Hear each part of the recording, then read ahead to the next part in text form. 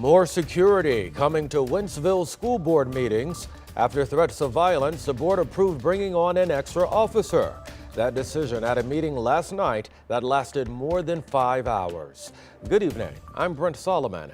The measure passed with a majority vote, but there was pushback. Our Justina Cornell joins us in studio now with much more. Justina. Yeah, Brent, so not all the board members were on board with the idea to add another security officer to the mix. However, others say it's needed to have an extra level of security.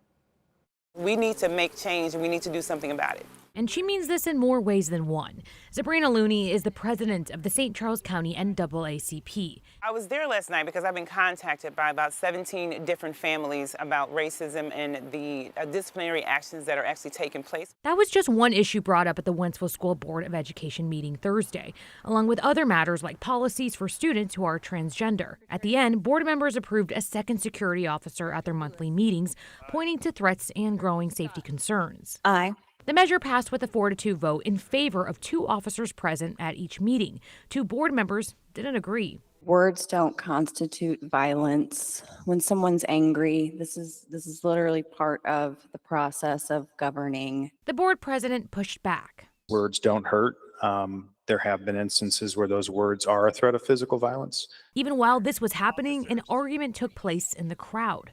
Officers, please help with this situation. I'm not surprised by that. I think that with the climate that we see and with some of the vitriol that is going on within this district in particular, I think it is needed. There are current threats right now made to our board members. Dr. Gary Ritter, dean of the School of Education at St. Louis University, says this hostility seems to be growing. The pandemic is one thing that made parents a little more aware of what's going on. And whenever you're aware of what's going on, you might have more questions.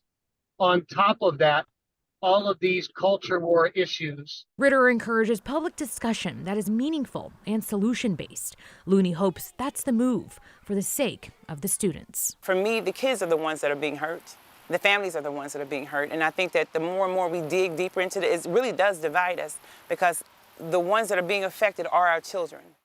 Now, the 2 members who voted against the measure last night are also the 2 whistleblowers who complained to the Attorney General about trans bathroom policies. Missouri AG is now suing the Wentzville School District, saying the board violated Missouri's open meetings law. Justina Cornell.